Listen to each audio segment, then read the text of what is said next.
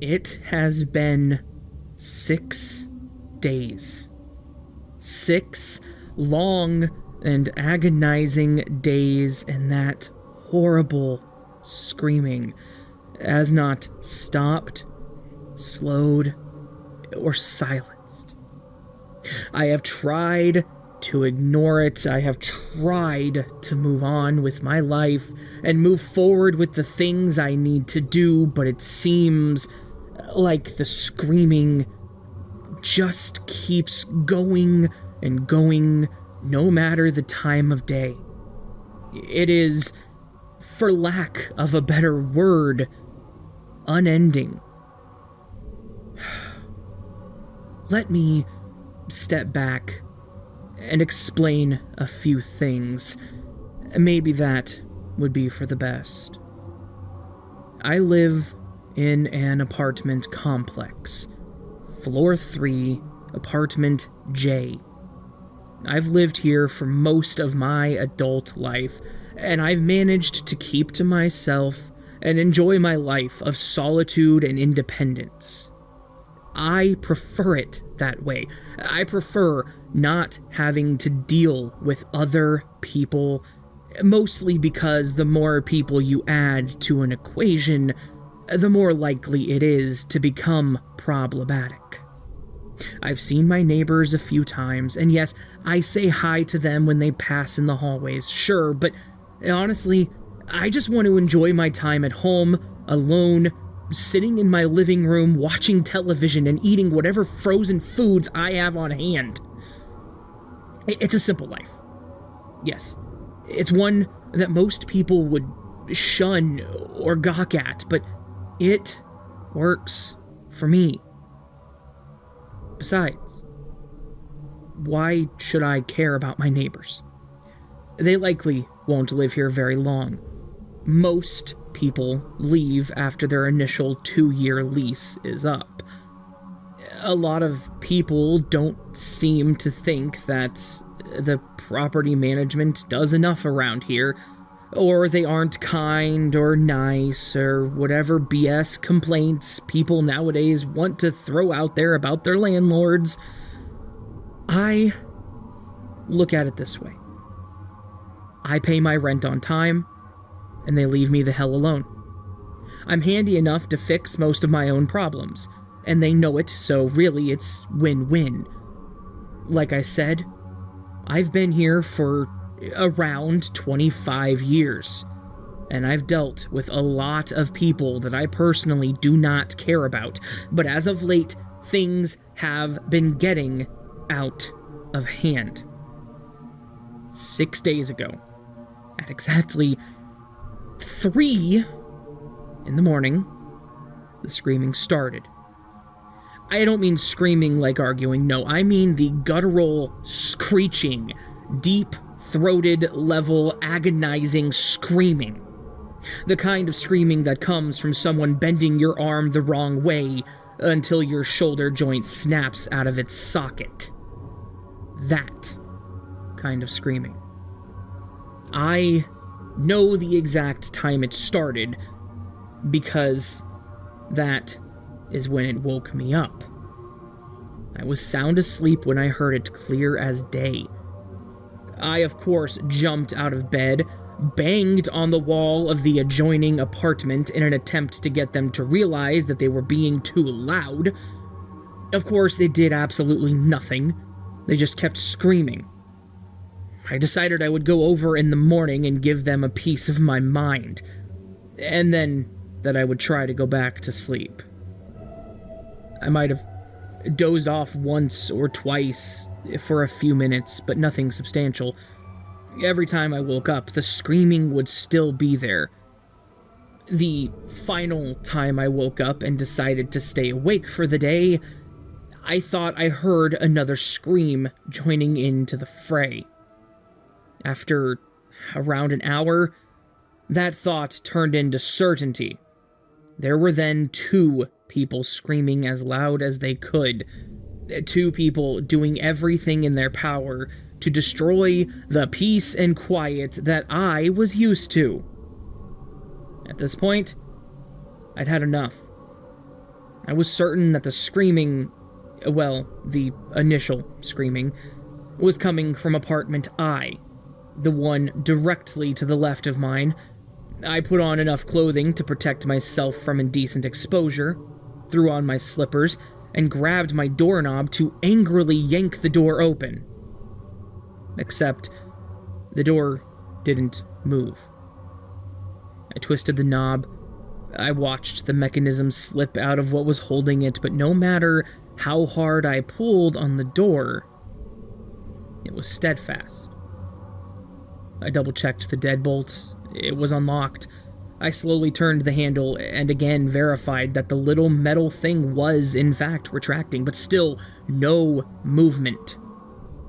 I swear I could see the light seeping into my apartment through the door frame, so it wasn't like someone had concreted the wall around my door when I wasn't paying attention or something. I thought that maybe something was wrong with the frame. Maybe the wood had swelled with the weather. Maybe the foundation was starting to give out and my door was bearing the brunt of the pressure. I figured that maybe giving the door a good hard slam with my weight could break it loose. So that's what I did. I rammed it with my shoulder, and nothing. The door refused to budge. My slamming into it, kicking it, pounding on it, none of it did a damn thing to the integrity of that door. Exhausted, and in a bit of pain from repeatedly colliding with the door, I relented. It wasn't moving, and there was nothing I could do to fix that. I leaned against the door, and I tried to catch my breath. I decided that then would be a good time to look through the peephole to see if maybe something had happened in the hallway. I moved in and stared out into the hallway of my building and was then confused. There was no door across the hallway. There was no door where apartment L should be. The marking was still there to show where the apartment should be, but there was no door at all. It was as if they had removed the door and filled in the spot with drywall and then painted it. Obviously, this wouldn't have been possible. I would have heard them doing so and noticed the maintenance people working on it. Plus, why would they shut off an apartment like that? The more I thought about it, the less sense it made. So, in the end, I had to just stop thinking about it.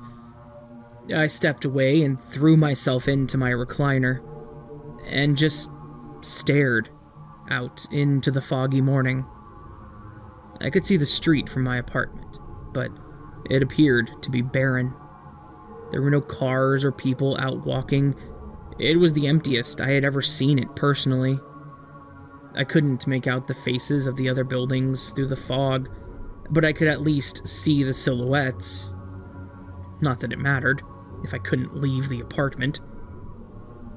I sat there, just staring out at the fog as it rolled in, and kept going.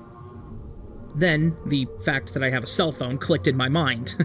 I got up, went back to my bedroom to grab my phone, and it wasn't until I attempted to turn on the screen that something else occurred to me. None of my lights were on, anywhere in my apartment. The fact that my phone wasn't functioning no matter what I did verified this for me. I had no power. My apartment had plenty of windows, so it was well lit by the morning light, but none of my internal lights were working. None of the outlets had power. It was as if someone had flipped the breakers to the apartment, and maybe they had. The problem with that is, the breakers are in the utility closets that you could only access from the hallway, and I, again, was stuck in my apartment. At first, I was annoyed, angry, determined to yell at someone for playing this annoying trick on me. I was further enraged by the damn screaming that was coming from my neighbor's place, and now 3 other people that had joined in this ear-piercing song. I returned to my chair and watched the day pass. My mind was almost as foggy as the clearing outside my window. I had no idea how I was going to get out of this situation other than just wait for someone to rescue me. Surely, someone had to be working on a solution to this problem. Somewhere. There's no way that the police weren't already looking into the people screaming. There's no way that my neighbors, or at least the ones that weren't screaming, and weren't the poor soul potentially trapped in apartment L, hadn't already made a phone call to someone out there to look into the noises. My next-door neighbor was the first to start screaming, so when they investigate the situation, they were bound to come up the stairs. When I heard them, I would just bang on my door for their attention and then explain what was going on, and surely that would work out for me. That is what I honestly thought for the first 2 days. For nearly 48 hours, I sat in my recliner and just watched the day pass by, the fog never lifting or clearing. And the entire time I watched, I didn't see a single person walking by, not a single car driving down the road, nothing. All I saw was light that was filtered by a dense fog, and then the darkness of the night. As strange as it was, I wasn't hungry at all. I'm the type that eats in a panic, so I figured I would want food, but with no power, I couldn't heat anything up. I think I may have ate some bread and some peanut butter on day 2, but I don't recall anything besides that. It wasn't until day 4 that I started to think maybe, just maybe, things weren't going to change. By this point, I could no longer differentiate the sounds of the screams. I have no idea how many people were screaming, who they were, where they were. All I knew was that the screaming was loud, unbearable, and closing my eyes to sleep would only make it seem louder. It was like it was coming from my room, or like it was seeping into my skull and echoing through my ears. So with that, sleep was not an option, no matter how much I was needing it. Lack of sleep can do crazy things to your head. You start to have weird thoughts, you start to see things out of the corner of your eyes, and you start to hear strange noises. That's not to say that the screaming wasn't weird in and of itself. At first, I started to wonder if there was something keeping me in my apartment, maybe something like a wall. The more I stared at the spot where my neighbor's door used to be, I started to wonder if maybe they had done the same thing to my door. Maybe they had managed to put a wall up without me noticing. But how would you then explain my ability to see out into the hallways? Simple.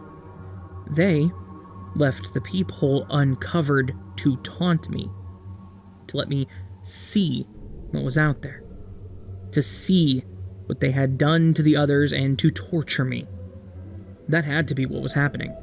It had to be. The problem with this became, well, what the hell do you do if you're faced with this situation? Clearly the material they used for the exterior was of superior quality. I couldn't get my door to move at all. Then, on day 5, the plan hatched. I had 2 other options to an attempt to an escape. The first one was the easier of the 2, so I decided that would be plan B.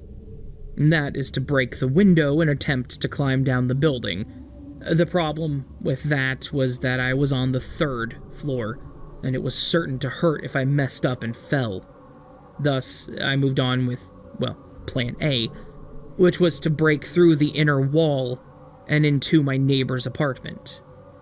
And, if nothing else, if, by whatever means, this was some sort of sick prank. I would get the last laugh, because I would damage his walls and yell at him the moment I got through. So, step 1, find a hammer, which was already going to be an issue. I didn't have a hammer in my apartment. All of my tools were in my truck, which was down in the parking garage. I started digging through drawers, cabinets, and everything I had for storage to find something heavy enough to break through the walls. The closest thing I had was a meat tenderizing hammer and a kitchen knife. And, well, while that may not sound like it would be effective, it would be enough. If I could damage the drywall with the tenderizer, maybe I could cut through it with the knife. I went to my bedroom and I started on my plan. I smacked the wall as hard as I could. I put all of my strength that I could muster into each and every single swing, only to be met with 0 in ways of results. No matter how much I hit the wall, how much damage it should have been causing, nothing was happening. I threw the small hammer off to the side, and I started trying to drive the knife into the wall, trying to cut it, scratch it, or do anything I could to damage it. But again, nothing happened. No matter what I did, I couldn't damage the wall. I tried this process on every wall of my apartment, and the results never changed. The walls were seemingly impervious to damage. I shook this off and then moved forward with Plan B, breaking the window. At this point, I didn't care if I broke my arm, my ribs, my legs, or whatever. I would just jump out if I had to. I returned to my living room and to the large bay window that loomed over my street. I took the meat tenderizing hammer and I started to beat on the window. No matter how many times I hit it, no matter how much it should have been shattering, it didn't. I grabbed my table lamp and I threw it at the window. The glass lamp shattered. The window didn't. I tried everything I could through the entire night to break through any part of my apartment, but all of my efforts were in vain. The thought of never escaping this hell was finally taking me over. I was stuck. And there was nothing I could do to get out. And this was where I was going to die. I sat in my recliner again, just staring at the night as it started to give way to the morning.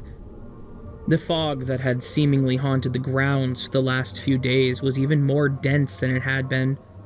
I couldn't make out the silhouettes of the buildings anymore. I couldn't see the road. All I could see was a thick layer of haze, of white clouds that engulfed everything within my vision. And as I sat there and watched the night shift to morning, only by the fact that it was slightly brighter outside, I started to see something.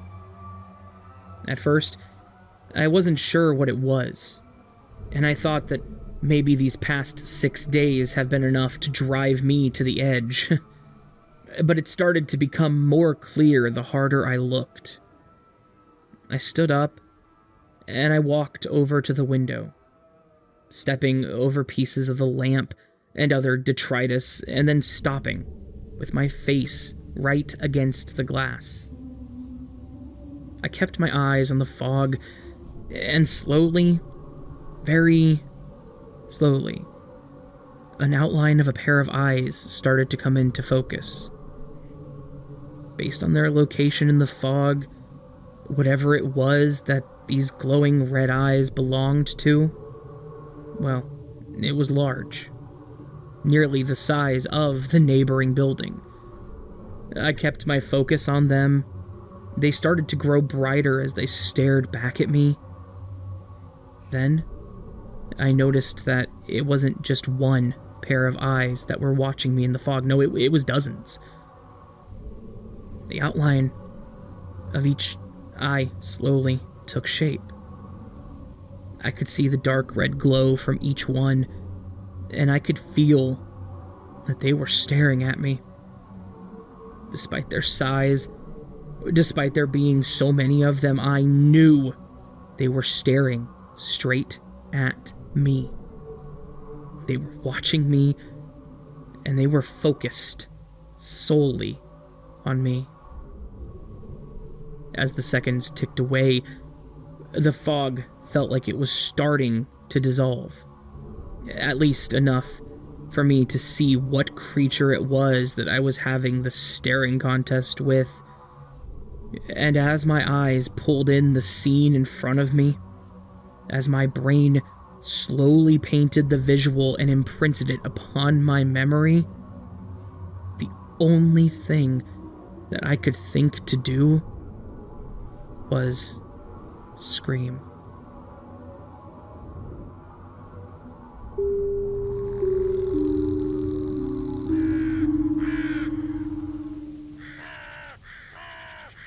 So that, my good friends, was Screaming by me, AsTheRavenDreams. I wanted to put out an original story this week, so I did. And I hope that you all enjoyed it, because I worked pretty hard on this one today, and I'm pretty happy with how it came out. So, yeah, hopefully you guys enjoyed it. If you did, please hit that thumbs up button. Let me know what you thought. And if you really, really enjoyed it, leave a comment letting me know what your thoughts were. You can do some of them crazy extra things to support the channel, such as following me on Patreon, channel members, or Coffee. Channel members and patrons get early access to all my content and bonus content every once in a while. So, hopefully, if you're interested, you'll check that out. It's as little as $1 a month, so I don't know. I think it's worth it, but I'm also biased. Anyways, I hope you all enjoyed this story. Really, really do, because, like I said, this is one of my favorite original stories I've written. It was kind of a Lovecraftian idea, and I'm kind of happy with how it turned out. So, all that said, my friends, I hope that you have a beautiful day, and I hope your weekend is as restful as you need it to be, and I hope that, you're happy, healthy, and staying safe out there. And of course, as is custom with the channel, I hope that you sleep well.